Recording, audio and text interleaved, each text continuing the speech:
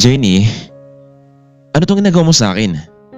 Matapos kong ginawa sa iyo ang lahat, ganito pang iganti mo sa akin, ha? Lahat ng kailangan mo, pera, karangyaan, pero sa huli, niloko pa rin ako. Jo Marie, nagkakamali ka ng iniisip mo. Magkaibigan lang kami ni Jerome. Walang namagitan sa amin. Huwag ka na magkaila pa sa akin, Jenny. Huli na kayo sa aking mga mata. Jo Marie, huwag mong gawin sa akin to. Baka pwede pa natin tong pag-usapan. Alam mo, Jenny, sayang. Bala ko pa naman sana pakasalan ka, pero ganito pala ang gawin mo sa akin. Halos hindi matanggap ni Jo Marie ang sinapit ng kanyang buhay pag-ibig sa kamay ng isang abusadong babae. Kaya naman halos wala na siyang tiwala sa babae pagdating sa pag-ibig. Lahat ng nakarelasyon ni Jo Marie ay puro na lang pera ang habol nito sa kanya. Kaya isang matinding desisyon ang kanyang ginawa. Para masigurado nito kung tunay talaga ang pagmamahal ng isang babae sa kanya, napagpasyahan ni Jo Marie na magtrabaho bilang isang mekaniko ng sasakyan sa isang kumpanya. Kaya tutol dito ang kanyang mga magulang dahil pinapahirapan lang nito ang kanyang sarili. Dad, Mom, marahil ito na ang last option ko para matagpuan ko na ang tamang babae na para sa akin. Siguraduhin mo lang, iho, ha, at tiyakin mong hindi ka pa rin mabibigo. Sa araw na iyon ay nagtungo itong si Jo Marie sa isang sikat na car company upang mag-apply bilang mekaniko dahil may alam naman ang binata sa iba't ibang uri ng sasakyan at kung paano magkumpuni. Kaya naman ay sa araw na iyon agad siyang tinanggap at magsimula na kinabukasan. Bilang isang empleyado ay kailangan niyang magpakumbaba sa kanyang sarili anuman ang mangyari. Magandang araw, sir. Ako nga pala si Jo Marie, ang bagong mekaniko dito. Ah, ganun ba? Kung gusto mong tumagal sa trabahong ito, Jo Marie, sumunod ka sa akin. Ako nga pala si Ray. Matagal na ako dito sa kumpanya. At isa ako sa mga pinagtiwalaan itong amo natin. Masunod po si Ray. Ginawa ni Jo Marie ang lahat para maging maayos ang trabaho kahit na'y madungisan man ang kanyang kamay. Ang mahalaga ay matupad ang kanyang plano. Ray, ang galing pala ng bata-bata mo, ha. Ilang oras lang ang inayos ng sasakyan ko. Nako, Mr. Velasquez, mas magaling pa ako sa kanya. Pero siya lang ang pinaayos ko para makita natin kung gaano siya kagaling at karunong. Anyway, Ray, sa sunod na mga araw, merong maganap na kasiyahan sa bahay. Kung may oras kayo nitong si Jo Marie, pwede kayong magtungo doon. Sige po, Mr. Velasquez, pupunta kami doon nitong bata ko. Jo Marie, halika nga dito. Ano ba itong ginagawa mo sa akin? Pinapahiya mo ako sa harapan ni Mr. Velasquez? Sir, ginawa ko lang naman talaga ang dapat para mabilis matapos yung sasakyan. Hindi ba yun ang gusto mo, diba, na kailangan pulido ang paggagawa? Alam mo, Jo Marie, kabag-bago mo sa akin dito sa kumpanya na to. Tapos masyado ka pang mastang magaling sa akin, ha? Pasensya na po kayo, Sir Ray. Mukhang hindi inasahan ni Jo Marie na ganito ang ugali ng taong makasama nito sa trabaho. Pero mas lalo niyang itago ang kanyang totoong identity sa pagkakataong iyon. Noong nakalabas na itong si Jo Marie sa kumpanya, hindi naman namalayan na hinintay pala siya nitong si Kuya Driver. Boss, tara na, sumakay ka na. Hindi kasi mapakali ang mami at daddy mo eh. Naku, maraming salamat, Kuya Efren. Oo, medyo napagod nga ako sa unang trabaho ko, pero kahit ganun pa man, masaya ako dahil marami akong natutunan. Dad, Mom, nandito na ako. Oh, Jo Marie, mabuti naman at nakauwi ka na. Pero tingnan mo yung tsura mo. Mom, Dad, inamin kong mahirap talaga ang trabaho, lalo na at lakas ng katawan ng puhunan.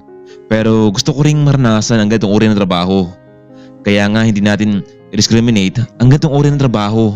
Well, kahit mekaniko, construction, magsasaka o kahit anong trabaho man na lakas ng katawan ng puhunan, dapat sila nating pagtuunan ng pansin. Dahil kung wala sila, sinong gagawa nito? Kaya wag natin silang maliitin. Sa hapon ding iyon, matapos nilang kumain ng hapunan, ay maagang natulog itong si Jo Marie para kahit papaano ay makabawi dahil sa bukas na naman ay panibagong araw na naman para sa trabaho. Kinabukasan, maagang nagising itong si Jo Marie. Mukhang masanay na itong gumising ng maaga.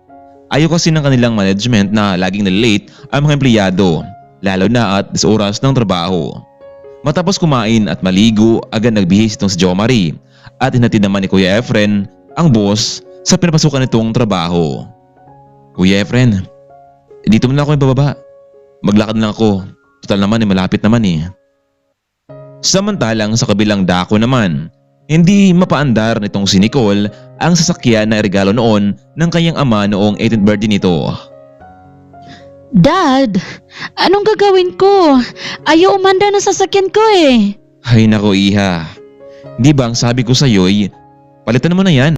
Pero Dad, regalo mo ito sa akin. At saka, ito ang unang sasakyan ko.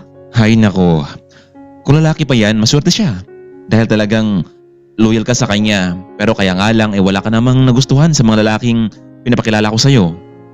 Dad naman eh. Sasakyan ko ang pinag-usapan natin dito. Hindi yung mga lalaking iyan. Oo siya, tatawag na lang ako sa may mekaniko para maayos ang sasakyan mo. Maraming salamat, Dad. Hello? Ray? Pwede bang pumunta ka dito sa bahay? Ayaw kasi umandar ng sasakyan ng anak ko eh. Mr. Velasquez, okay lang bang si Jo Marie ang papunta ka dyan? Yung lalaking nag-ayos ng sasakyan mo kahapon? Okay naman siya, di ba? Oo, sige. Walang problema sa akin. Tamang-tama naman ang pagdating ni Jo Marie matapos mag-usap sina Ray at Velasquez. Good morning si Ray. Oh, Jo Marie. Tamang-tama. Tumawag ngayon si Mr. Velasquez. Meron siyang papaayos ng sasakyan sa kanila. Ikaw na muna pumunta roon. Siguraduhin mo lamang na maayos ito ha. Huwag mong ipahiya ang kumpanya. Dahil kung ganun, siguradong masiba ka. Pinaplano talaga ni Ray na si Jo Marie ang pupunta para ayusin ito dahil kung hindi ito magampanan ay may karapatan siyang isumbong sa manager at posibilidad na matanggal ito sa trabaho. Samantalang hindi naman nag-alanganan itong si Jo Marie. Agad siyang natungo sa bahay ni Mr. Velasquez. Tao po? Oo iho. Ikaw na bang tinatawag ni boss para ayusin ang sasakyan? Opo sir. Sige, pumasok ka na. Binuksan ng gwardya ang gate para mapasok na itong si Jo Marie. Pagpasok nito ay nakita niya ang isang classic na sasakyan. Mabuti naman Jo Marie at nandito ka na. Sandali lang ha. Tatawagan ko lang si Nicole at siya nang bahala masabi sa'yo. Sige po sir. Nicole, bumaba ka na. Nandito na ang mekaniko. Sige, Dad. Bababa na ako. Sir, salamat naman at dumating na kayo. Sana magawa niyo ito ng paraan para umandar muli. Sa unang pagkakataon, hindi inasahan ni Jo Marie kung gaano kaganda ng bae sa kanyang harapan ngayon. Kakaiba ang kanyang naramdaman sa babaeng ito. Sige ma'am, check muna natin yung battery at yung starter baka naman po doon lang ang may problema. Nagkaroon lang ng lost connection sa may battery at dahil doon ay agad umandar ang sasakyan. Naku sir, maraming salamat talaga. Akala ko kasi malaki ang sira ng sasakyan ko. Ayos lang yun ma'am. Malaki man o maliit ang problema ng sasakyan, tungkulin pa rin namin na ayusin ito. Anyway sir, ako nga pala si Nicole Velasquez. Ako naman si Jo Marie Lopez. Lopez? It sounds familiar. But anyway, kung okay lang sa'yo, gusto sana kitang yayain bukas dito sa bahay. Meron kasing magaganap na kaunting salo-salo. Ganun ba? Para nabanggit sa amin yan yung daddy mo kahapon. Huwag kang maglala ma'am. Darating ako. Hindi ko naman matanggihan ang isang magandang babae na katulad mo. Naku, binubola mo lang naman ako sir eh. Hindi ha. Ngayon lang ako nagsabi sa'yo nito eh. Lalo na kung meron akong kakaibang naramdaman sa kanya. Mr. Jo Marie, kumusta ang sasakyan ng anak ko? Sir, okay na po. Pwede na pitong gamitin. Ganun ba? Talagang hindi ako nagkamali sa pagpili sa'yo bilang mekaniko. Sige sir, alis na po ako Wait, teka lang Jo Marie. Meron ka bang sasakyan? Ako, wala. Nag-commute lang ako kanina patungo dito. Kung ganun dad, pwede ko ba siyang maisabay?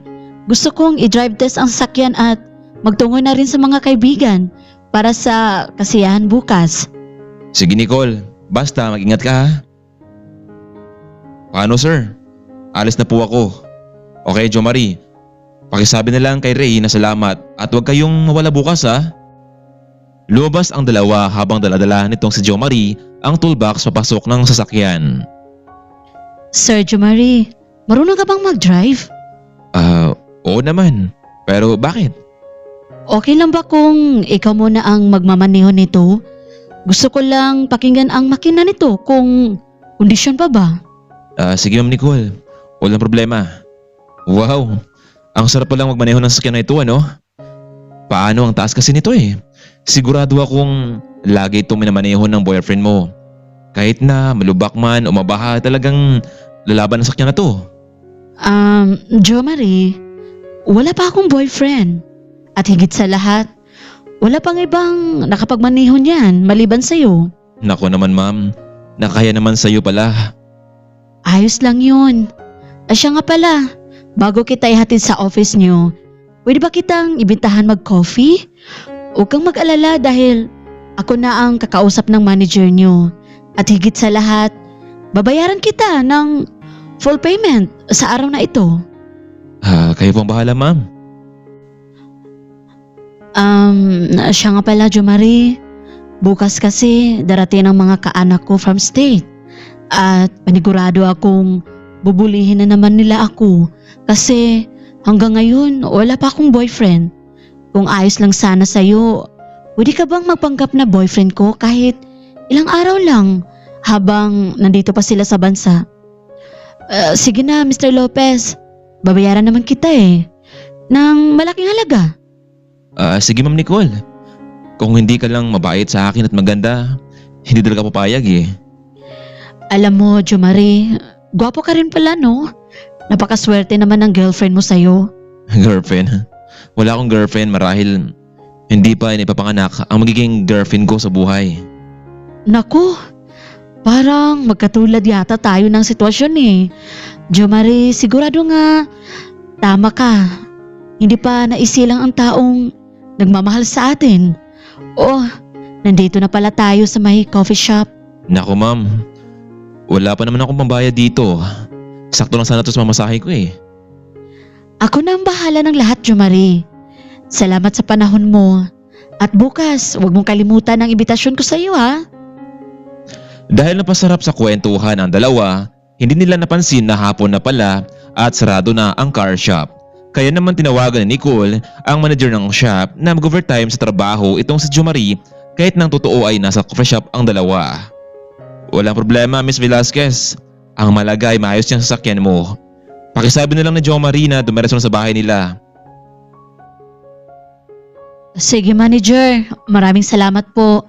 Paano yun ma'am? Hanggang dito na lang siguro ako. Jo Marie, hapon na kung gusto mo, ihatid na lang kita sa inyo. Naku ma'am, maraming salamat na lang. Sobra-sobra na yung ginawa mo sa akin. At meron pang malaking pera.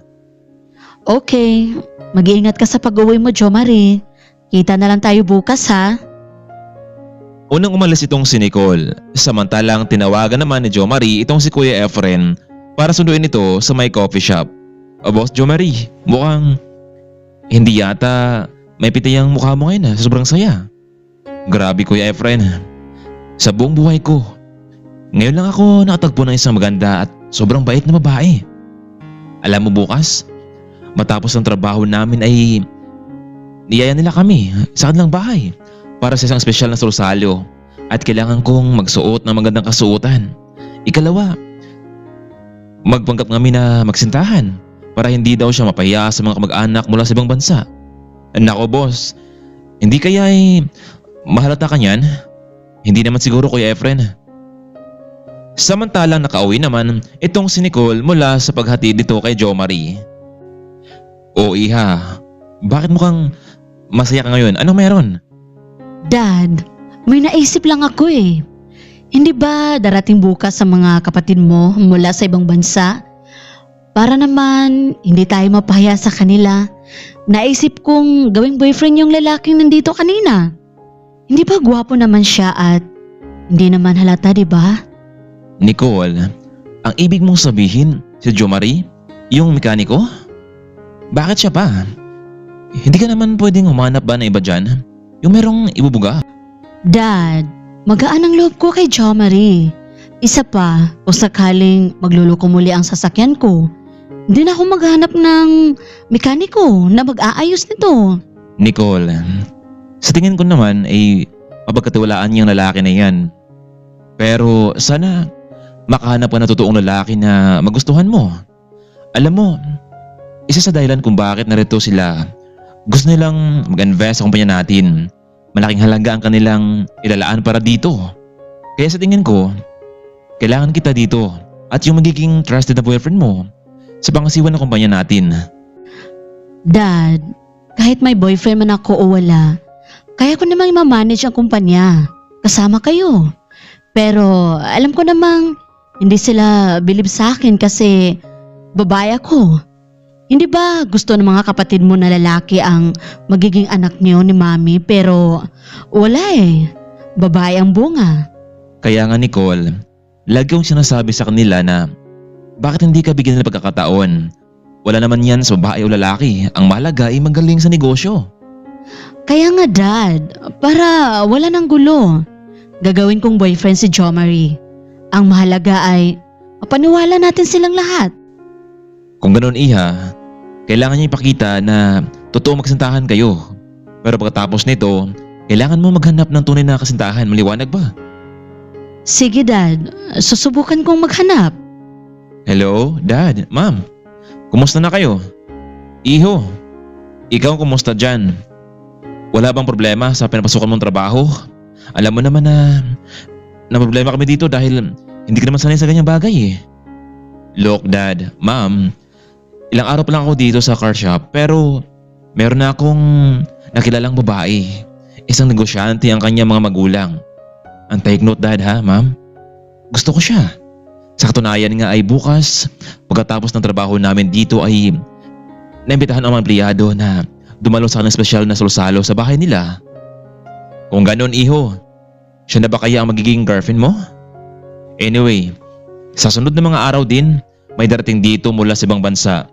Gustong bumili sa mga sasakyan natin bilang pangregalo daw sa kanyang mga pamangkin dito sa bansa natin. At sa oras na yon, magpaalam ka dyan ha sa manager mo. Sige Dad, susubukan ko. Kinabukasan, muling nagising ng maaga ang binata para pumasok. Ang araw na ito ang pinaka-excited na mga araw sa kanyang pinapasukang trabaho. Kuya Efren, huwag mo na akong sunduin mamaya. Pakisabi kay Daddy at Mami ha. Sasabay na ako sa mga trabaho ko. Tapos sa kanilang kita tatawagan kapag may tamang tiyempo na. Pagdating sa car shop, ay nagkasabayang dumating sina Jo Marie at Ray. Oh, Jo Marie, bakit dala-dala mo yung mga toolbox na yan? Huwag mong sabing hindi ka dumaan dito kahapon. Ang lakas naman ng loob mo Jo Marie, nadalhin ang mga bagay na yan sa bahay. Paano kung meron yung nawala? Ako malinti ka ni boss. Anak ko sir, wala naman pong nawala dito eh. Iningatan ko po ito. Huwag ka nang sumagot sa akin Jo Marie. Alam mo, mas nakataas ako sa'yo dito ah. Ang bagay sa'yo, isumbong ka sa manager para panigurado matanggal ka. Pero Sir Ray, tumawag naman si Miss Velasquez kay Manager Kim na gabihin ako sa pag-uwi. Kaya sabi ni manager na dahil ko daw ang mga tools na ito. Mr. Lopez, pati ba naman si Manager Kim dinadamay mo sa kalokohan mong yan? Kaya mamayang gabi, huwag kang sumabay sa akin na patungo sa bahay ni Mr. Velasquez. Nakakahiya. Ano na sabihin nila na matagal mong natapos ang sasakyan nila kaya nakuha mong mag-overtime? Alam mo, namanga pa naman sa performance mo itong si Mr. Velasquez pero mahina ka pala. Sir Ray, excuse me lang ha. Ano bang ginawa ko sa'yo? Bakit mainit ang ulo mo sa akin? Ikaw na lang kaya yung pumunta doon. Kahapon para naman ikaw yung mapuri ni Mr. Velasquez. Mr. Lopez, sumasagot ka na sa akin. Baka gusto mong ipatanggal kita kay manager dahil sa mga pabalang mong panalita sa akin. Sir, laging patas lang ako sa'yo. Sinagot ko lang naman yung mga katanungan mo. And beside, bakit ikaw ang sundin ko dito? Hindi ka naman nagpapasahod sa akin dito, hindi ba? Yung mga customer yung nagbabayad sa atin dito. Umalis ka na sa akin Lopez, harapan mo ngayon. Nagigilaiti ako sa'yo ngayon. Hello? Mr. Kim? Oh Ray, napatawag ka. Manager, ito kasing bago nating empleyado, si Mr. Lopez, mukhang hindi maganda ang kanyang performance pagdating sa trabaho. Mapapahiya lang tayo dito sa kanya. with all due respect, gusto kong palitan natin ang taong ito dahil makasira siya sa ating management. Pero sa pagkakaalam ko, na-impress naman si Miss Velasquez sa trabaho ni Lopez at binirenta tayo ng overtime dahil sa pagtulong niya dito. Now tell me, sino kaya nagsasabi sa inyo na totoo? Anyway, natapos mo na ba yung sasakyan na pinapagawa ko sa'yo? Dahil palagi na nag-follow up ang may-ari nito. Ilang araw ko na yung sinasabi sa'yo pero hanggang ngayon, hindi mo pa rin nagawa. Mr. Kim, medyo mahirap kasing mahanap yung mga piyesa ng sasakyan yun eh. Kaya nga, sa'yo ko pinagkatiwala ang sasakyan yun dahil alam ko na mabilis kang gumagawa dito at masolusyon naman ito. Siya nga pala, isama mo maya si Lopez sa special na event sa mga Velasquez ha. Gusto kong naroon siya. Lahat tayo nandun. Sige po Mr. Kim. Hindi na lamang nakapagsalita itong si Ray dahil halos lahat ng sinabi ng manager sa kanya ay bumalik din sa kanya. Jo Marie, maswerte ka dahil pinagbagyan ka pa ni Mr. Kim. Itong ginagawa kong sasakyan ngayon, tapusin mo to at mamayang hapon sumabay ka sa akin, maliwanag ba? Sige po Sir Ray, ako na po ang patuloy ng sasakyan na yan. Para kay Ray, malaking hadlang itong si Jo Marie sa kanya para mas lalo siyang tumaas ang kanyang posisyon. Kaya naisip nitong gumawa ng hakbang para tuluyan ng matanggal sa kumpanya ang binata. Naglagay ng mga mahalagang gamit itong si Ray sa drawer nitong si Jo Marie at sa kanyang mga bag nang sa ganun ay paniguradong magalit sa kanya ang manager. Sa buong araw na iyon ay inakala nilang hindi maayos ang naturang sasakyan. Subalit noong na-check-in itong si Jo Marie, nakita niyang hindi pala gaano kahirap ayusin ang sasakyan. Kaya naman noong natapos niyang ikinabit ang piyesa, agad na umandar ang sasakyan. Ngunit lingid ito sa kalaman ni Ray dahil wala ito sa mga oras na iyon. Maya-maya pa, sa hindi inaasahan ay tumawag sa kanilang manager at hinanap itong si Ray, ngunit si Jo Marie ang nakasagot. Hello sir, magandang hapon po.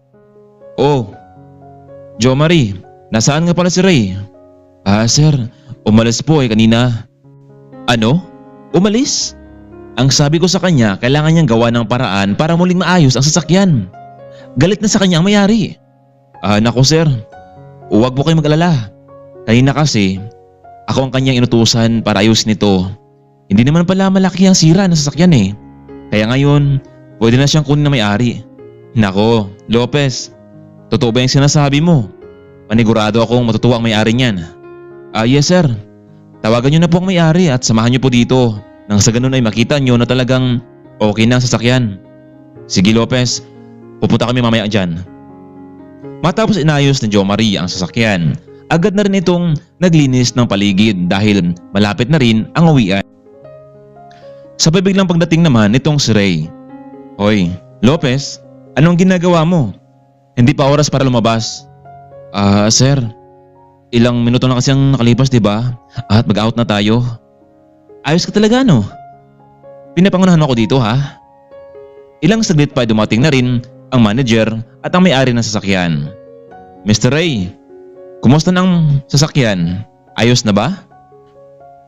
Pero sir, kaunting panahon pa po. Mapapagana ko ng sasakyan ito. Mr. Ray, marunong ka ba talaga mag-ayos ng sasakyan? Mag-troubleshoot ng sasakyan ha? Sige, Mr. Choi. Pwede mo nang pandarin niya ang sasakyan mo at subukan mo kung okay na ba. Pero sir, hindi pa po ito on-under sa ngayon. Ngunit, hindi nagpapigil pa ang may-ari ng sasakyan. Pumasok na ito sa loob at sabay pinaandar ang sasakyan. Wow, sa wakas! Umandar na nga. Sabi ko naman sa iyo Mr. Choi na maayos na mekaniko namin yung sasakyan mo. Mr. Kim, sino ba dito ang nag-ayos ng sasakyan ko para naman ay mabigyan ko siya ng bonus? Sir, ako nga pala si Ray. Ako ang nag-ayos ng sasakyan mo. Ilang araw ko iyang inayos at ngayon okay na pala. Well, Mr. Ray, I'll give you some bonus dahil naging okay na ang sasakyan ko. Mr. Kim, ikaw nang bahala sa kanya, okay? Samantalang hindi naman nakapagsalita itong si Jo Marie dahil sa ginawang kalokohan itong si Ray na dapat sana na sa kanya mapunta ang mga bonus. Dito na kaya mabuking itong si Mr. Ray na si Jo Marie pala talaga ang gumawa ng sasakyan at hindi siya. Matanggap kaya naman ng kamag-anak ni Nicole itong si Jo Marie, lalo na kung malaman nito ang kanyang totoong trabaho. Sige Mr. Choi, ako nang bahala sa kanila. So paano? Alis na ako dahil meron pa akong mahalagang gagawin. Tuluyan na ngang umalis itong si Mr. Choi. Kayong dalawa, maganda na kayo at alis na tayo mamaya patungo sa bahay ng Mr. Velasquez. Yung tungkol naman sa inyong dalawang bonus, saka ko nabibigay sa inyong dalawa. Maya-maya pa ay nagtungo na nga ang bawat isa sa kanilang locker room. Pero bago nakarating itong si Mr. Ray ay kinausap niyo muna itong si Manager Kim tungkol kay Jo Marie. Manager Kim, bakit mo pinagkatiwala kay Jo Marie ang mga tools dito sa car shop natin? Baguhan lang siya diba? Hindi natin alam kung anong kanyang tunay na pagkatao. Malay natin baka meron siyang tinatago ng mga gamit dyan sa kanyang locker room. Ray, ikaw lang naman daw nag-iisip ng ganyan eh. Ang mabuti pa, magbihis na tayo at nang sa ganun ay makalis na tayo. Pagkaratingan nitong si Ray sa kanilang locker, ay bigla niyang nilapitan itong si Jo Marie at tila may nahanap ito.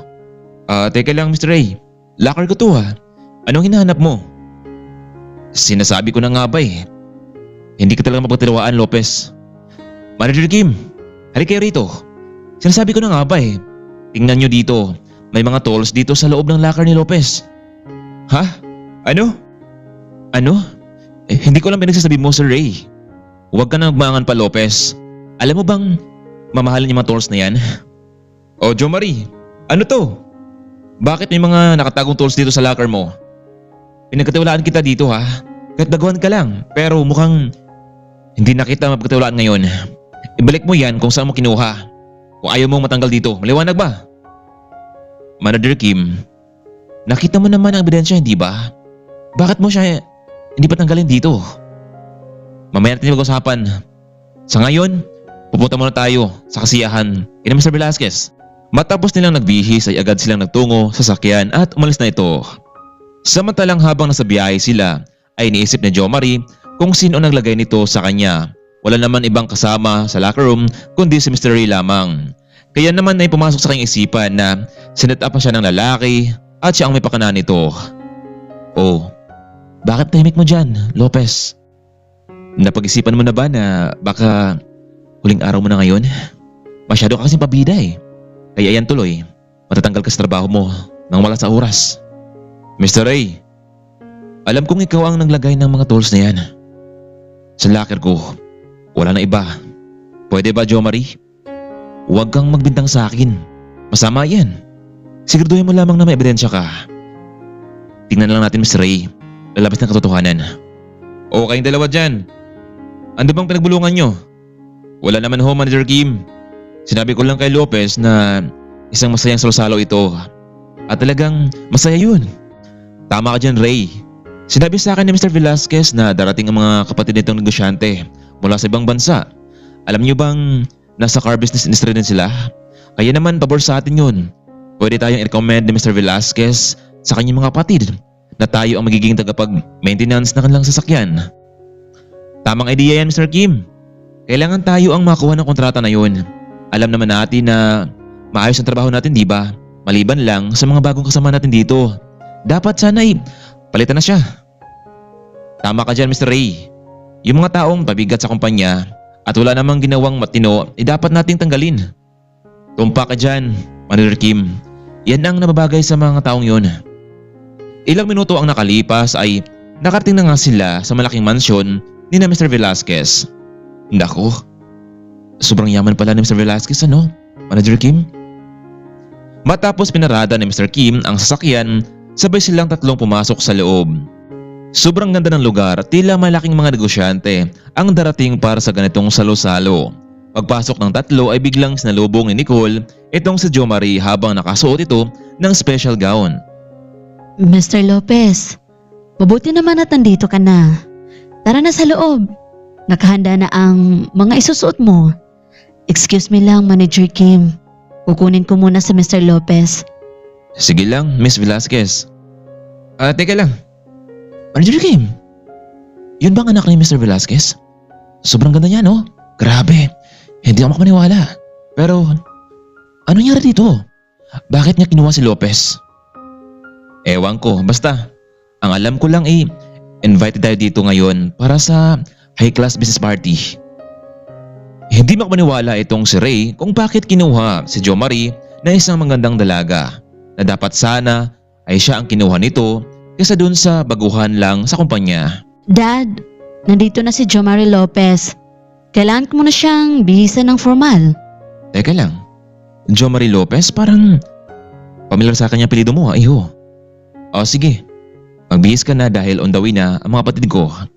Bababa muna ako para kumustahin si Mr. Kim. Sige po sir, maraming salamat. Alam mo, huwag kang masalamat sa akin dahil alam ko naman na ang lahat ng ito isang drama lang, no? And after that, babalik ka na sa dati mong buhay. Sige Nicole, ayusin mo to ha. Siguraduhin mong hindi to mahiya at siguraduhin mong hindi ka hiya ang lahat ng ito. Yung plano mo.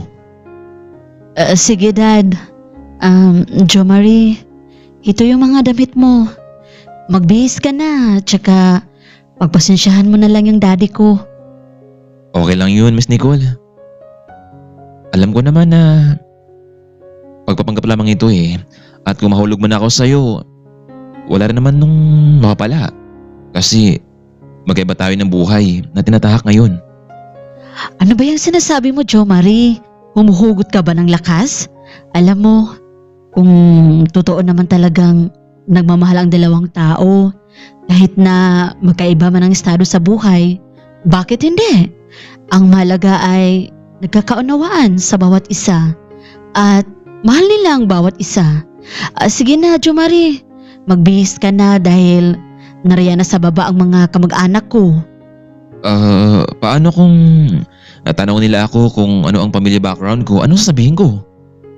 Sabihin mo na magkasosyo tayo ng negosyo at ang mga parents mo ay nasa ibang bansa. Ganun lang. Hindi naman siguro sila magtatanong ng iba. Okay, sige. Pero kinakabahan talaga ako ngayon eh. Paano ba naman kasi first time ko na ginawa ito sa buhay ko. Halika na dito para hindi ka nakabahan. Yakapin na lang kita para mabawasan yung kaba mo. Relax ka lang, Jo Marie. Sa halip na mawala ang kaba sa dibdib nitong si Jo Marie, mas lalo tuloy lumakas ang pintig ng kanyang puso dahil sa pagyakap sa kanya ni Nicole. At wala ring kamalay-malay itong si Jo Marie na kinakabahan din pala itong si Nicole.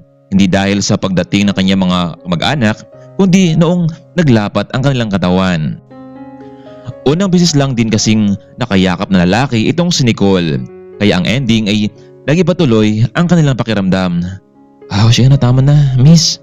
Mukhang mas lalo tuloy akong kinakabahan sa iyo eh. O sige na, papasok na ako sa dressing room. Paglabas mula sa dressing room ay hindi na makaniwala itong si Nicole sa kanyang nakita. Para siyang isang CEO na nagbalat kayo sa ilalim ng isang mekaniko. Wow! You look so handsome, Mr. Lopez. Grabe. Hindi ako makapaniwala na ganyan pala ang postura mo kapag naka-formal ang suot mo. Alam mo, bagay na bagay sa'yo. Salamat, Miss Nicole. Jo Marie, mula sa araw na ito, tawagin mo akong Honey. At Honey rin ang itatawag ko sa'yo. Para naman kapanipaniwala ang lahat, hindi ba? Iha, matagal ba yan? Naghintay na sa atin ang lahat. Heto na Dad, lalabas na kami. Oh, ano Dad? Bagay ba sa kanya?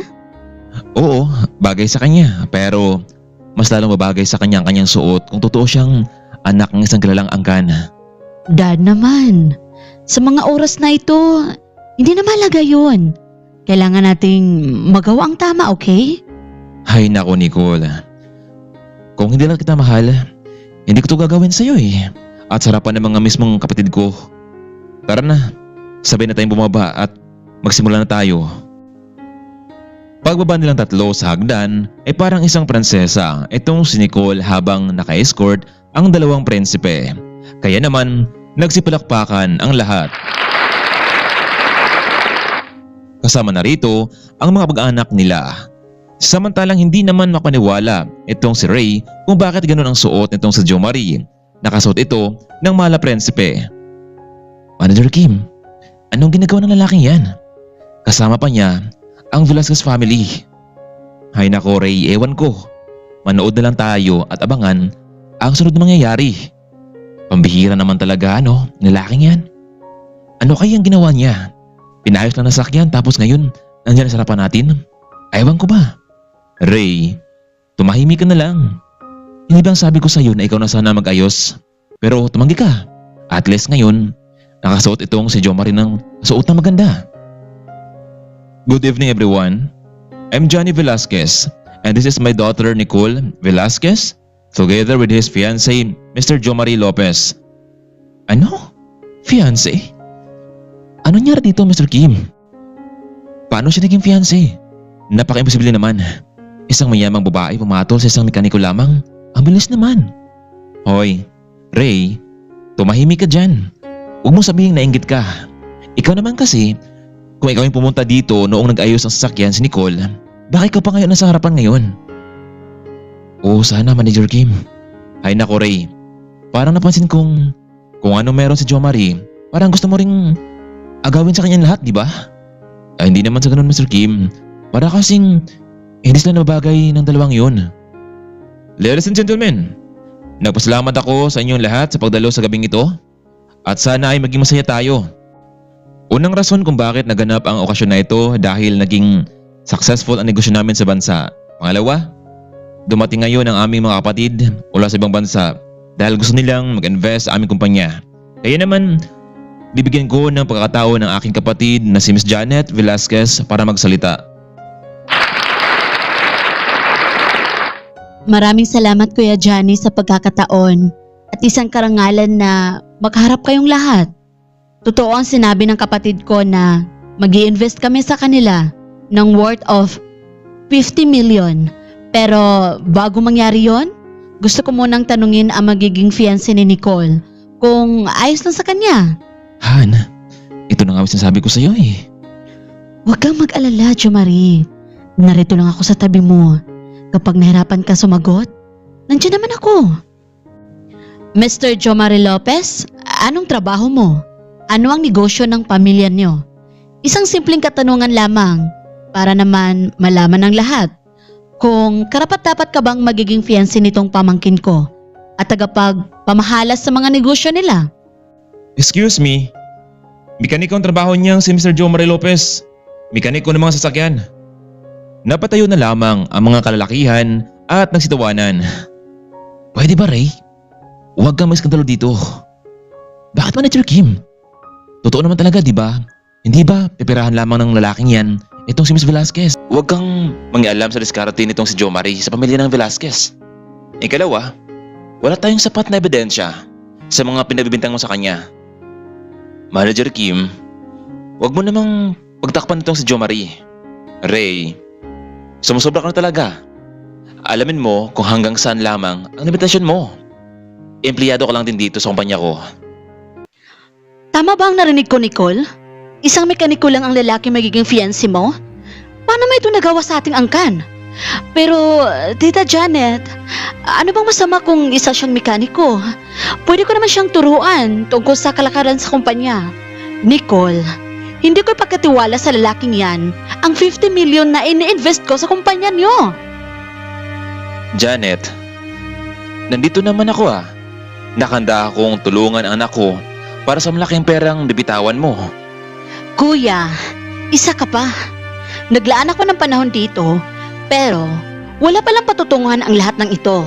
Ang sabi ko sa iyo na kailangan may alam sa negosyo ang magiging fiancé ni Nicole. Pero binigo niyo ako. Hindi ko na itutuloy ang investment sa inyo. Pero tita, wag mo naman kaming ipahiya sa harapan ng lahat ng mga tao. Sige Nicole, matutuloy ang 50 million budget sa kumpanya. Pero sa isang kondisyon. Anong kondisyon tita? Hiwalayan mo ang lalaking iyan. At ako ang pipili ng lalaki magiging kapartner mo sa negosyo. Papayag ba kayo kuya? Janet, at sino naman ang lalaking ipagkasundo mo sa anak ko? Kuya, nakikita niyo ba yung lalaking tumayo kanina? Kung hindi dahil sa kanya, hindi ko malaman na nagkasabuatan pala kayong mag-ama. Sa palagay ko, mapagkatiwalaan ang lalaking iyon. Excuse me honey, yung tinutukoy ng lalaki niya, si Mr. Ray. Mas lalo siyang hindi mapagkatiwalaan sa kumpanya. Hindi nyo lang alam kung ano ang kanyang tunay na ugali. Sige, subukan nyo. Nakasigurado ako na siya ang magbabagsak sa kumpanya. Alam ko na ang kanyang ugali. Oh, ano kuya? Nicole, kayo ang magdedesisyon. 50 million o hiwalayan mo ang fiancé mo kapalit nung lalaking iyon? Teka lang, Janet. Narespeto kita bilang kapatid ko, bilang half-sister ko. Pero kung papipiliin mo ang anak ko, kung alin sa dalawa, nasa kanya pa rin ang desisyon kung saan siya masaya. Honestly, masaya ako na mag-invest ka sa kumpanya ko. Pero kung tatanggalan mo ng karapatan ng anak ko, I sad to say na wag na lang. Total, kaya naman naming palaguin ang negosyo namin kahit wala kayo. Aba, Kuya Johnny, at sino ka ba sa tingin mo? Sampit ka lang naman sa pamilya. Isang anak sa labas ni Daddy. Mabuti nga at naawa pa si Daddy sa'yo at binigyan ka ng mana. Alam mo Kuya Johnny, kung ano man ang nakamit mo ngayon, may kapangyarihan ako para pabagsakin yung half-brother ko. Janet, sinusubukan mo ba ako? Yung kakayahan ko? Sige, gawin mo ang gusto mo. Hindi ako papayag na lagyo na lang kami ang ninapi mo. Hay nako, walang saysay pala ang pagpunta ko dito sa lugar nyo. Nagsasayang na ako ng panahon. Okay, fine. Hinahamon kita at binabalaan kita. Magiging akin itong kumpanya nyo. Babalik ka sa dati kung saan ka man nanggaling. Walang kwenta ang salasalo na ito. Sa gabing iyon, umalis na itong si Janet kasama nito ang ilan sa kanya mga tauhan. Halos wala nang maiharap pa sa mga tao itong si Mr. Velasquez dahil sa pangyayaring iyon. Ray, tingnan mo ang ginawa mo. Masyado ka kasing pakialamero. Mamaya pag-usapan natin to sa office. Pero Manager Kim, tama lang yun kay Jo Marie. Masyado kasing mataas ang kanyang pangarap na makapag-asawa ng isang mayamang tao. Ray, hindi mo alam kung ano magiging balik nito sa'yo. Maya-maya pa nakita ni Mr. Ray na paalis na itong si Janet Velasquez. Kaya naman, agad niya itong hinabol para makausap. Excuse me, teka lang Ma'am Janet. Ma'am Janet. Bakit mo ko tinatawag? Kilala ba kita?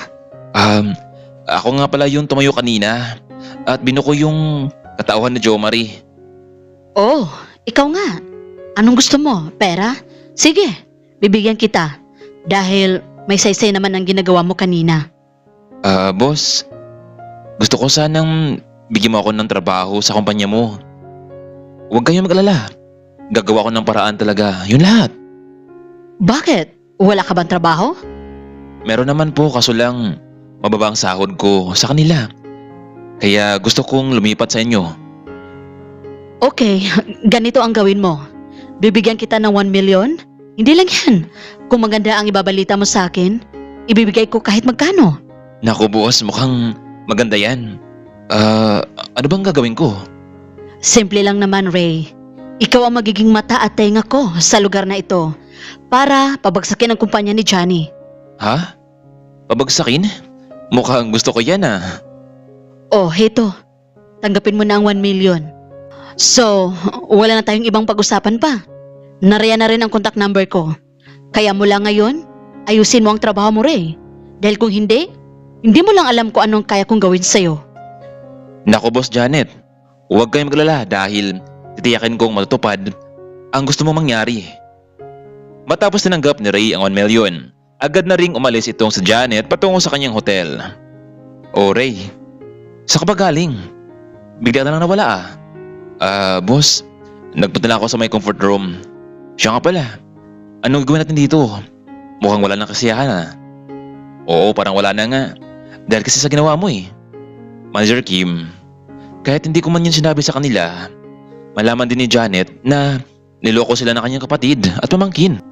Sige, kakasapin ko muna si Mr. Velasquez para malaman niya na uwi na tayo dahil may trabaho pa tayo bukas. Mr. Velasquez, kumusta? Nako, Manager Kim, pasensya na kung ganito ang nasaksihan niyo sa amin Nako, ako ang hingi sa'yo ng dispensa Mr. Velasquez. Dahil sa ginawa ng tauhan ko, hayaan niyo. Pagsabihan ka ang lalaking yon. O kaya naman baka gusto niyong talanggalin ko na siya sa trabaho para naman magtanda siya. Huwag na Manager Kim.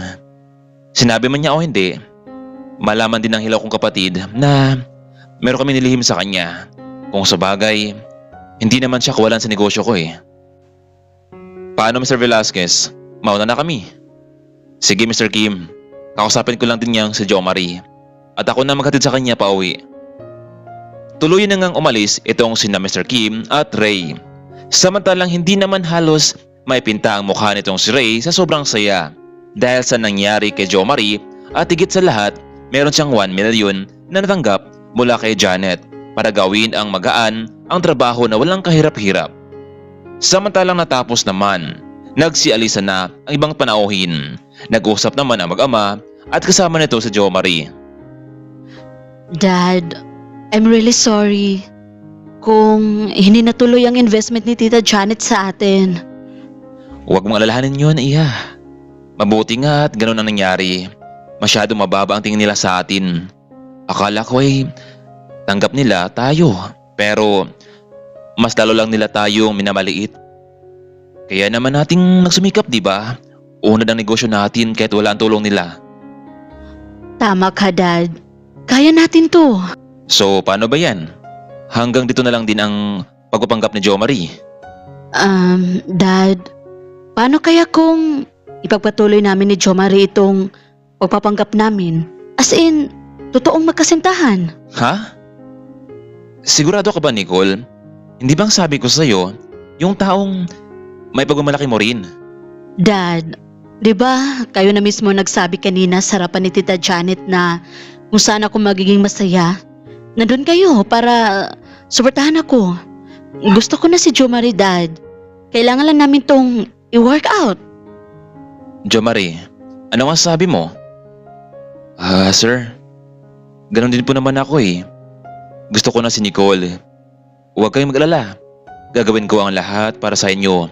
Tsaka, huwag niyo na pong panghinayangan po ang 15 million.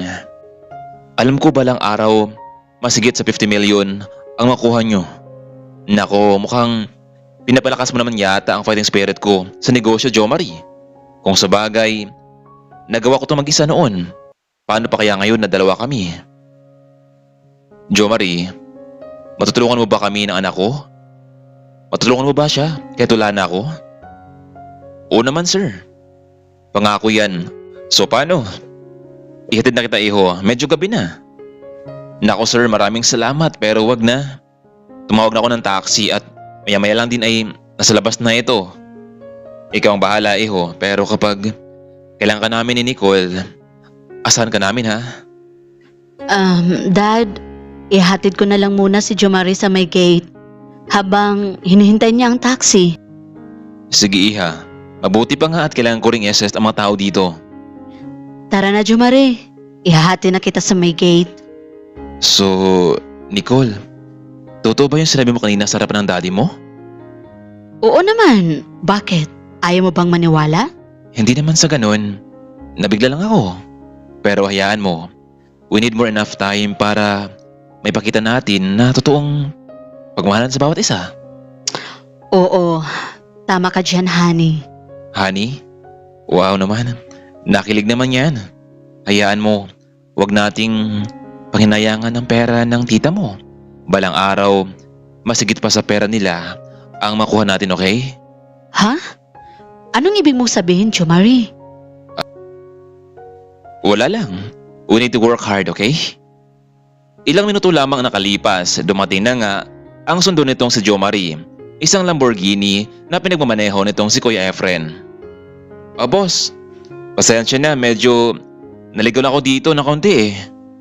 Nako, ayos lang Kuya Efren. Sakto lang naman ang pagdating mo dito. Samantalang laking gulat naman nitong si Nicole, isang mamahaling sasakyan ang nasa kanyang harapan ngayon. Jo Marie? Ano to? Sino ka ba talaga? Nicole, malalaman mo rin sa mga sunod na mga araw, honey, okay? Pero wag mo na itong ipagsabi sa daddy mo, maliwanag ba? Sige, pumasok ka na. Good night, honey. Biglang hinalikan nitong si Jo Marie ang pisngi nitong si Nicole. O sige na, pumasok ka na. See you tomorrow. Agad namang pumasok itong si Nicole pero hindi pa rin siya makapaniwala sa kanyang nasaksihan. O iha, nakalis na ba si Jo Marie? Nicole, nakinig ka ba? Oo, Dad. Nakaalis na po. O siya, magpahinga ka na. At maya-maya ay matutulog na rin ako. Sige, Dad. Good night. Samantalang, napangiti naman itong si Kuya Efren habang nagmaneho ng Lamborghini. Boss, siya na ba talaga? Ang dawan mo? Oo kuya, siya na kung ipagkakaloob sa akin. Pero kuya, bakit itong Lamborghini ang ginala mo? Nalaman agad ni Nicole ang lahat. Paano boss?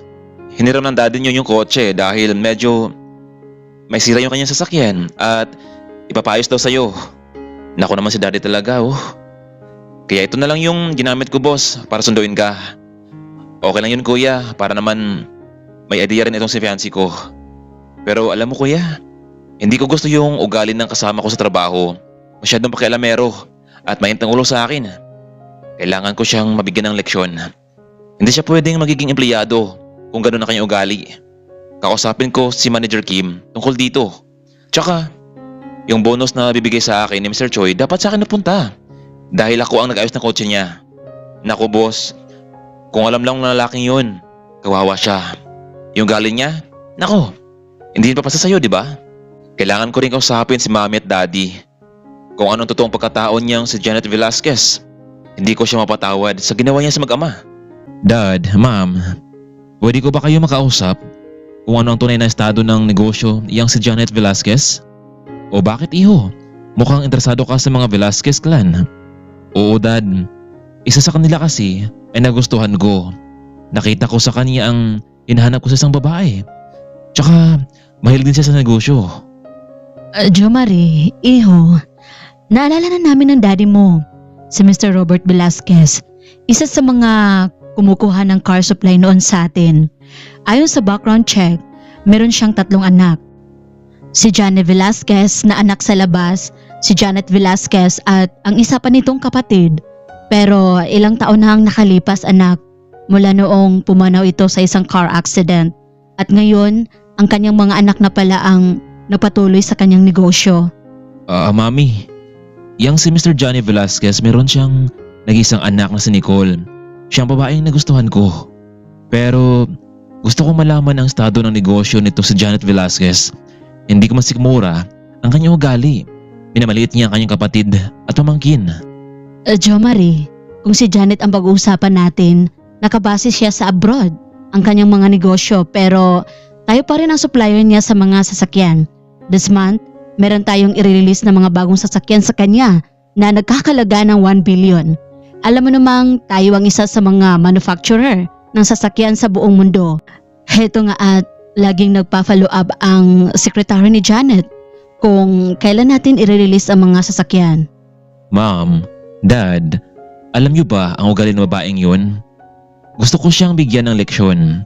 Hindi maganda na inaapi niya ang kapwa-tao, lalo na ang kamag-anak niya. Iho, pagdating sa ganyang mga personal na bagay, wala kaming pakialam.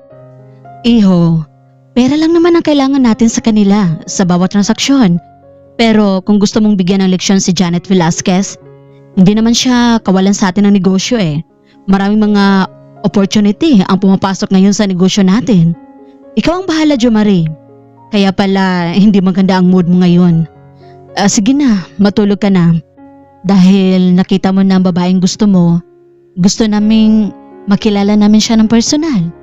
Sige Dad, Ma'am. Sa sunod na mga araw, dadalhin ko siya dito. Paano ba yan? Hindi ka na papasok bilang car mechanic? Nakita mo na ang hinahanap mo? Ma'am, Dad, pero bago ako umalis doon, bibigyan ko muna ng leksyon yung isa kong katrabaho doon. Sobrang masama na ugali niya. Laging inaangkin ang mga hindi dapat sa kanya. Ikaw ang bahala, Jo Marie. Para naman makasal ka na sa fiancé mo. Okay Dad, Ma'am, good night. Samantalang halos hindi naman nakatulog itong si Nicole dahil sa mga pangyayari sa kanya, ang paghalik nitong si Jo Marie at ang tunay nitong pagkatao. Kinabukasan ay pumasok na itong si Jo Marie sa car shop pero hindi na siya naging maaga gaya nung una. Gusto niyang makausap itong si Manager Kim tungkol sa totoong ugali nitong si Ray. Kaya naman, matapos ng paghahanda nitong si Jo Marie ay umalis na ito at nagbatid kay Kuya Efren. Boss, papasok ka na pala sa car shop. Mukhang malate ka na ngayon ha. Oo, Kuya Efren, kausapin ko lang itong si Mr. Kim tungkol sa kanyang tauhan. Kaya siguro walang natatagal na mekaniko dahil sa pagiging ugali ng lalaking yun. Nako boss, mukhang magiging magandang eksena dito ha. O siya, tatawagan na lang kita Efren kung magkasundo na ako ha. Sige boss, walang problema. Jo Marie, mukhang late kita ngayon ha. Oo nga Sir Kim pasensya na ho kayo ha. Ayos lang, medyo napagod din tayo sa nangyari kagabi kahit ang totoo ay wala namang nangyari diba? Sir Kim, gusto ko sanang makausap kita ng personal yung tayo lang tungkol kay Ray. Nako, nasaan nga pala siya? Ayun, wala pa rin. Pero gusto ko rin kitang makausap tungkol sa kanya, Jo Marie. Lalo na tungkol dun sa bonus na ibibigay namin sa inyo. Tara, pumunta tayo sa office ko. Doon tayo mag-usap. Alam mo, yung tungkol doon sa pangyayari sa locker room, nakita ko sa CCTV ang lahat. Si Ray ang may pakana nun. Alam ko rin namang ikaw talaga ang nag-ayos ng sasakyan ni Mr. Choi. Kaya sigurado nung wala ako dito ng ilang linggo, sa kanya ko pinagtiwala ang lahat, ang car shop, habang nasa business meeting ako. Pagbalik ko dito, wala nang ilan sa mga kasamahan sa trabaho. Nag-resign. Ngayon, may deadline ako para tanggalin siya sa pwesto niya. Hindi ko matanggap ang ganong ugali ng tao. Heto, tanggapin mo ang 20k bilang bonus sa trabaho mo mula kay Mr. Choi. Nako, Manager Kim, kung hindi nyo gawa ng paraan to, paniguradong malulugi ang negosyo mo dahil sa ganyang klase ng tao. Tingnan nyo kung ano ang kanyang ginawa kagabi. Hindi siya mapalagay kung wala siyang pinapakilamang tao. Kung sa bagay Jo Marie, tama ka no? Naisip ko na yan Kapag dumating siya mamaya, tanggalin ko na siya sa trabaho. Total naman, marami dyan nag-a-apply at mas deserving pa sa kanya. Pero may iba naman tayo. Alam mo bang nagulat ako kagabi ha? Kay Mr. Velasquez, totoo ba yun? Na kasintahan mo pala kanyang anak? Oo Manager Kim, alam kong bago pa lang kami pero yun kasi ang naramdaman ko sa kanya. Kung ganon, maswerte ka Jo Marie. Dapat alagaan mo siya, itong si Nicole. Eto, tanggapin mo ng pera. Balik na tayo sa trabaho natin.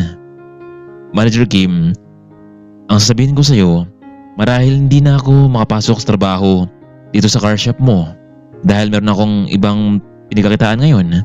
Yung 20k at yung sahod ko ay ibibigay ko sa'yo. Gusto ko lang kasing makita talaga yung babae na karapat-dapat sa akin At gusto kong matanggal yan si Ray sa trabahong ito. Alam naman din ba Rayho na hindi siya nakatulong sa kumpanya? Aba Jo Marie, mukhang may malaking offer sa'yo ang kumpanya ni Mr. Velasquez Nako, Mr. Kim, hindi ako pasok sa kanila.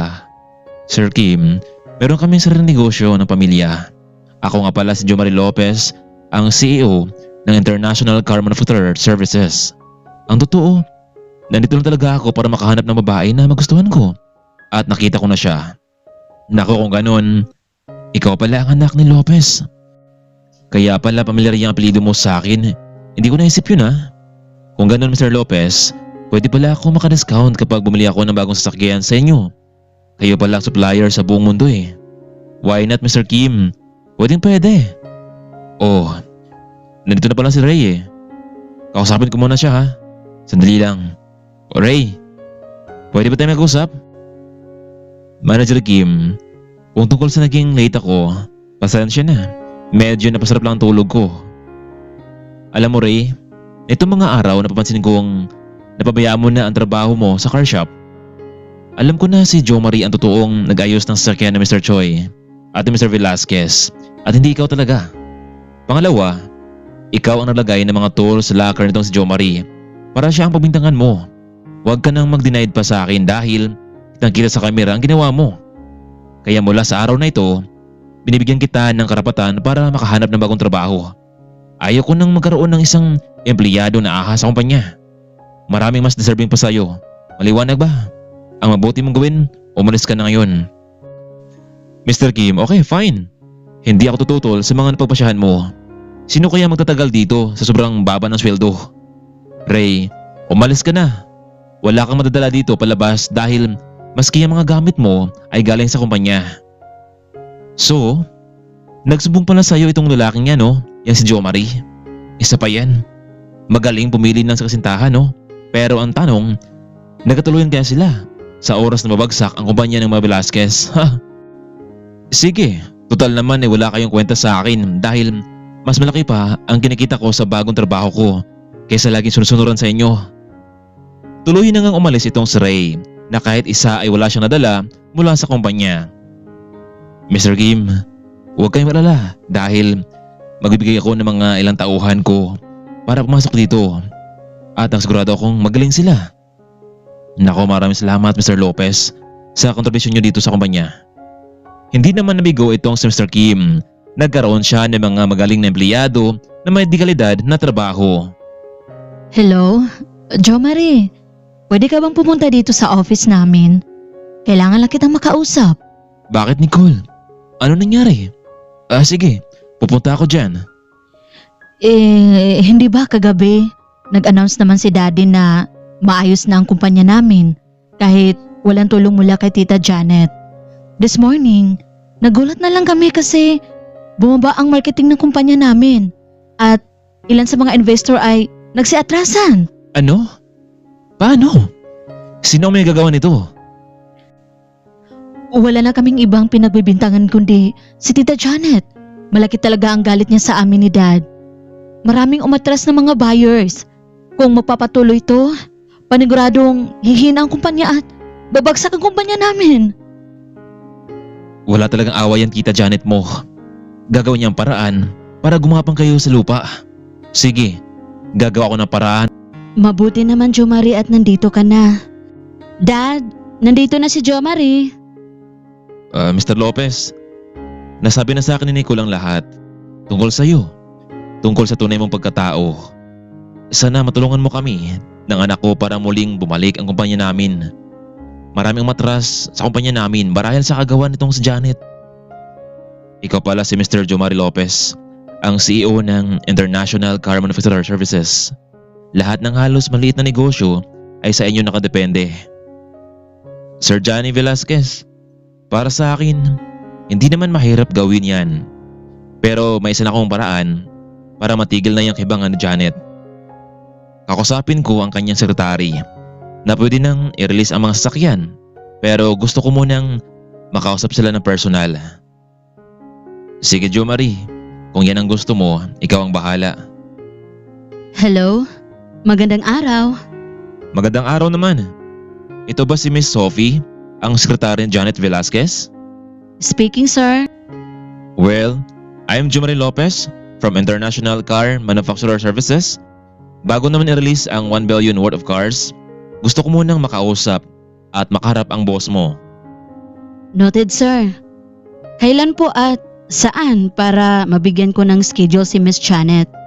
Tomorrow morning at 9 o'clock, magkita kami sa may Breakstone Coffee Shop. Marahil, alam mo kung saan yun. Yes, Mr. Lopez. Naka-schedule na para bukas si Ma'am. Sa oras na iyon, matapos nilang nag-uusap ay nagtungo naman itong si sekretary sa office ni Janet para ipalam dito ang mahalagang meeting sa kanila ng car supplier. Wala namang pag-alinlangan itong si Janet dahil wala silang ibang pagpipilian kundi sumunod na lamang sa mas nakataas sa kanila pagdating sa business industry. Nicole, Sir Johnny, nakausap ko na sila. Ihanda niyo ang sarili niyo para bukas. Matitikman nila ang hindi nila inasahan. Salamat talaga, Han. Pero paano kung magwala si Tita? Dahil malaki ang expectation niya nito sa kanilang kumpanya. Wala tayong magagawa doon. Sinimulan niya kaya tatapusin at tutulukan natin ito. Mr. Lopez, paano kita mapasalamatan sa mga ginawa mo sa akin? Sir, hindi pa natin alam kung ano talaga ang maging reaksyon ng kapatid mo pero paano kung humingi siya ng kapatawaran sa inyo? Mukhang hindi mangyari yun, Mr. Lopez, dahil alam ko ang ugali niya. Pati nga ang isa naming kapatid ay sunod-sunuran sa kanya Kaya naman pati pamana nito, si Janet ang namahala. Kung ganun Mr. Velasquez, may hangganan ang kanyang pagiging makasarili. So paano? Magkita na lang tayo bukas sa Brixton Coffee Shop. Ito na ang simula ng lahat. Han, hindi ko alam kung paano kita pasasalamatan. Mabuti na lang at dumating ka sa buhay namin ni Daddy. Nicole, kaya ako to ginagawa kasi gaya ng sinabi ko, natagpuan ko na ang babaeng nagustuhan ko at mahal ko. Para makabawi ka sa akin, bukas, after meeting gusto kong mag-date tayo. Pag-usapan natin ang magiging kasal natin. At higit sa lahat, ipapakilala ko kayo sa mga pamilya ko. Sabik na sila makita kayo, ni Daddy mo. Ha? Kasal agad, Han? Bakit Han? Ayaw mo ba? Hindi naman sa ganun. Pero mukhang mabilis naman yata ha. Oo, mahal din kita. Sino ba naman ang hindi magkagusto sa isang gwapong mekaniko pero in the end, big time CEO? So paano Han? See you at the Brixton's Coffee Shop, okay? Muling hinalikan ni Jo Marie itong si Nicole at sa pagkakataong iyon, sa labi na ito humalik. Tuloy na nga umalis itong si Jo Marie. So, Dad, nabunutan ka na ba ng tinik? Oo Nicole, makita ni Janet ang hinahanap niya. Kahit lumuhod pa siya sa akin, hindi ako maawa sa kanya. Alam kong marami na siyang mga taong dinadamay dito at dinadaya pagdating sa negosyo, kaya nga mabilis siyang umunlad at yumaman. Dad, huwag kang mag-alala.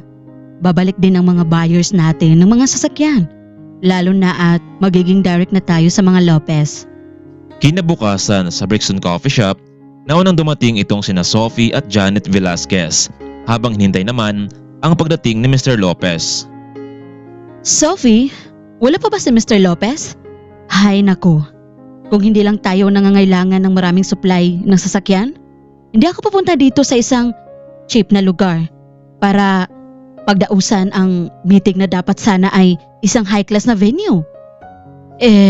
Boss, wala pa tayong magagawa dahil siya po ang nag-set ng schedule para sa meeting na to. Wala pa ba si Mr. Lopez? Sophie? Anong oras na? Ma'am, undawin na daw po ang boss. Malapit na rin sila. Ilang saglit pa unang pumasok itong sina Johnny at Nicole sa loob ng coffee shop at hinanap kung saan nakaupo itong si Janet. Teka lang, anong ginagawa ng hilaw kong kapatid dito at nagsama pa ng anak? Boss, baka naman nagkataon lang na nandito silang magkape. Hindi, tingnan mo, ang saya nilang nakita tayo. Hindi pwedeng nandito ang mga yan, lalo na at may meeting tayo sa mga Lopez. Baka naman magskandalo pa ang mga iyan. Siya nga pala, tinawagan mo na ba si Ray na sumunod dito sa coffee shop? Siya ang gagawin kong bodyguard. Malaking pera ang binigay ko sa taong iyon. Oo boss, malapit na rin siya dito. Teka lang, anong ginagawa niyong dalawa dito ha? Janet, kayo, anong ginagawa niyo dito? Pumasok kayo sa isang mumurahing coffee shop, bakit? Wala ka na bang pambili? Hindi ba marami ka namang pera dahil pati ang mga buyers ko ay kinukuha nyo, sinusulot nyo? Kuya, magdahan-dahan ka sa pananalita mo ha. Nandito lang ako dahil merong gusto makipag-meeting sa akin tungkol sa negosyo. And beside, hindi ko naman kasalanan na lumipat sa kumpanya ko ang mga customers mo. Ang mabuti pa, umalis na kayong dalawa dito dahil darating na ang mga kamiting ko. Samantalang mula sa labas naman ay habang naglalakad itong si Jo Marie, nakasalubong niya itong si Ray habang nakasuot ito ng magarang kasuotan. Samantalang simple lang naman ang suot nitong si Jo Marie. Hanggang dito ba naman Jo Marie? Sinusundan mo ba ako? Teka lang, sinusundan? Napapatawa ka ba Ray? Ikaw nga itong malaking atraso sa akin eh. Hindi na lamang napagsalita itong si Ray at naunang pumasok sa loob ng coffee shop. Pagpasok sa loob, nakita niya sa Janet at ang kapatid nito habang nag-uusap. Boss, magandang araw. Nandito na ako. Bakit po nandito ang mga yan? Ray, maging handa ka sa anumang mangyari ha. Baka magkagulo yung mga yan habang kakausapin ko ang CEO ng ICMS. Baka biglang sumingit ang mga iyan. Sige boss, Janet. Ako ang bahala sa mga yan. Siya nga pala boss. Nasa labas pala si Jo Marie, yung mekanikong nobya ng pamangkin mo. Alam ko na. Siguro, nandito kayo para pag-usapan yung tatlo kung paano makabangon ang negosyo nyo? Wala na kayong pag-asa. Gaya ng sabi ko noon, babalik kayo sa dati nyong pamumuhay. Ilang saglit pa ay pumasok na rin itong si Jo Marie sa loob ng coffee shop habang simple lang ang kanyang suot. Honey, mabuti naman at narito ka na. Kanina pa ba kayo dito naghintay? Kararating lang din namin dito, honey, pero naunang dumating itong si Tita Janet. Pwede ba, Nicole? Mula ngayon, huwag mo na akong tawaging tita dahil simula sa oras na ito, pinuputol ko ng koneksyon nating tatlo. Pwede ba? Umalis na kayo dito sa harapan ko dahil meron akong mahalagang appointment at nakakabala kayo. Umalis na nga kayo. Miss Janet, tama nga sila. Hindi maganda ang ugali mo. Sobrang na-disappoint ako sa'yo. Bakit, Jo Marie? Sino ka ba? Kung makaasta ka, kung sino ka ha? Ray, palayasin mo nga sa harapan ng mga taong ito. Kumukulo ang dugo ko sa kanila eh. Jo Marie, narinig nyo naman sinabi ni boss. Umalis na kayo bago ko kayo, kalad ka rin balabas. Maya-maya pa ay kinuha ni Jo Marie ang kanyang phone at tinawagan itong si Sophie, ang sekretary nitong si Janet. Hello sir, nasaan na po kayo? Kanina pa kami nandito sa coffee shop. Miss Sophie, nasa loob na ako ng coffee shop. Saan po banda sir? At pupuntahan namin kayo ni boss. Huwag na kayong pumunta dahil narito lang naman ako sa harapan niyo. Ha? Harapan? Boss Janet, nandito na ang CEO ng ICMS. Nasaan Sophie? Gusto ko na siyang makausap para makauwi na tayo. Boss, yung nasa harapan natin na si Jo Marie Lopez, siya pala ang CEO ng ICMS. Ano? Itong lalaking ito? No! Hindi yan maaari. Paano nangyari yun? Hindi ba isa lamang siyang mekaniko? Mahabang kwento, Miss Janet, pero wala ka nang pakialam doon. Mula sa araw na ito, hindi ko na itutuloy pa ang 1 billion worth of cars sa kumpanya mo dahil alam ko na kung ano ang ugali mo at hindi bagay para sa isang negosyante dahil hindi ka patas sa negosyo. Pero, Mr. Lopez, napag-usapan na ito ng management at hinihintay na lang na i-release ito. Alam mo, ito na yung tamang panahon. Babalik sa'yo kung ano man ang ginawa mo sa kapwa mo. At ito rin ang panahon para ikaw na mismo ang mabagsak. Mr. Lopez, huwag mong gawin ito sa akin oh. Pakiusap. Janet, naawa ka ba sa kamag-anak mo? Kung ano ang kanilang naramdaman, pwes, ganun din ang mararamdaman mo. Teka lang, naalala ko, meron ka palang balance sa ICMS na 200 million. Tama ba ako, Secretary Sophie? Oo, Ma'am Janet. Nung nagkaroon tayo ng financial shortage para sa mga tauhan natin, humiram tayo ng 200 million cash sa kanila. Pwede namang hindi na kita babayarin sa utang mo, pero kukunin ko ang kumpanya mo, Janet. O kaya naman, gusto mo bang makulong? Magsama kayong dalawan to si Ray. Teka lang, Jo Marie, hindi ako kasama sa kanila. Diyan na nga kayo. Ops, teka lang. Huwag kang umalis, Ray. Alam mo, nag-imbestiga ako. Marami ka na napalusot ng mga gamit sa kumpanya ni Mr. Kim. Kaya pala palagi kang wala sa duty mo at kung saan ka pupunta. Maya-maya pa ay dumating na nga ang mga pulis at hinuli itong si Ray dahil sa salang pagnanakaw. Kuya, patawarin mo ako. Alam kong malaki ang atraso ko sa inyong mag-ama. Kaya ko lang naman nagawa ito dahil sa ikaw na lang lagi ang pinapabura ni Daddy noon. Kahit na anak ka sa ibang babae. Bakit? Ano bang kaibahan natin?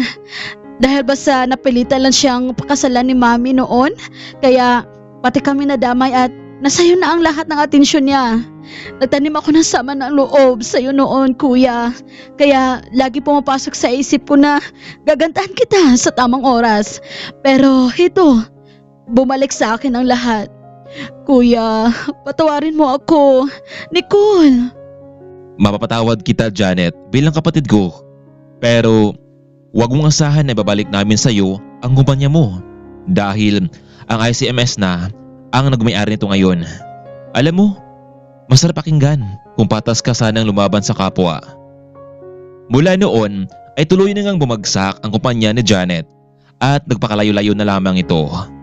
Samantalang tuluyan ding nakulong itong si Ray dahil sa kanyang mga kasalanan.